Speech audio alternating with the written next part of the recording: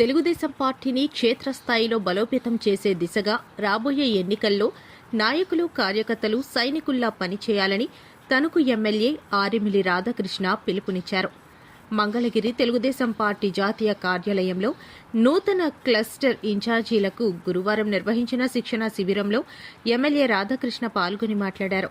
Telugu Desam party సంస్థాగత రూపకల్పన విధానాలు క్షేత్రస్థాయిలో బలోపేతం చేసి రాష్ట్రాన్ని అభివృద్ధి పదంలో ముందుకు తీసుకువెళ్లేందుకు ప్రతి ఒక్కరూ కృషి చేయాలని కోరారు.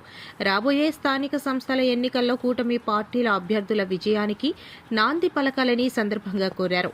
పోటీలో పాల్గొనే అభ్యర్థులు విజయం సాధించే దిశగా కార్యకర్తలు, నాయకులు క్షేత్రస్థాయిలో సమిష్టిగా పనిచేయాలని ఎమ్మెల్యే రాధాకృష్ణ నిర్దేశం చేశారు.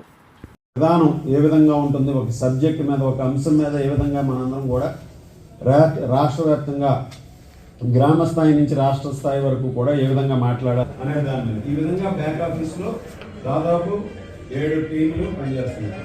సో అవన్నిటి నుంచి కూడా ఈరోజు మనందరం కూడా చర్చించాం. స్థాపించినప్పటి నుంచి కూడా ఈరోజు సంస్థాగతంగా పార్టీని బలోపేతం చేయడంలో రామారావు గారు చేష్టంగా ఈరోజు నాయకత్వ శిక్షణా శిబిరాలు ఇవన్నీ కూడా ఏర్పాటు చేయడం వెనుక ఆ రోజు స్వర్గీయ నందమూరి తారక రామారావు గారు ఏదైతే ఒక నిర్ణయం తీసుకున్నారో, గండిపేటలో పూర్వం మనకి ఇటువంటి శిక్షణ